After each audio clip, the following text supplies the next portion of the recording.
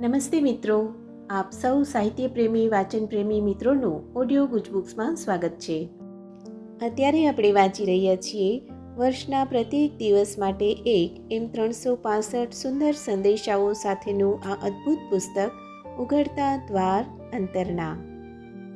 જુલાઈ 27. તમે કોઈ પાઠ શીખવાનો જ્યારે ઇનકાર કરો છો ત્યારે એ તમારી સમક્ષ બીજી રીતે આવે છે. હંમેશા એક સહેલો રસ્તો હોય છે, પણ તમે એ સ્વીકારવાનો ઇનકાર કરો ત્યારે વધારે અઘરો અને જટિલ માર્ગ તમારી સામે રજૂ કરવામાં આવશે. તો તમારા પાઠ સહેલી રીતે કેમ ન શીખો? એક નાના બાળક જેવા કેમ ન થાઓ? તમારા જીવનમાં જે કંઈ બની રહ્યું છે તેને ઝીલવા માટે તૈયાર અને ખુલ્લા, અને એ બધાની સાથે તદ્દન સહજ રીતે ઉઘડતા જાઓ તો એ મારી તમારે માટેની યોજના છે.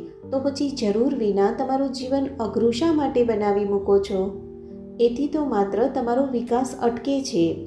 બીજી બધી બાબતો કરતાં પ્રથમ મને મૂકવાનું તમે શીખશો ત્યારે તમને જણાશે કે બધી વસ્તુઓ એના યોગ્ય સ્થાને સંપૂર્ણ રીતે ગોઠવાઈ રહી છે.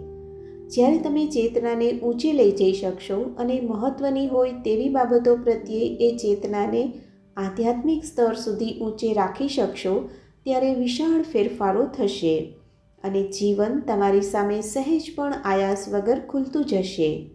જીવન ખૂબ સાદું છે, એને તમારા માટે જટિલ શા સારું બનાવવું? આપનો આજનો દિવસ શુભ રહે.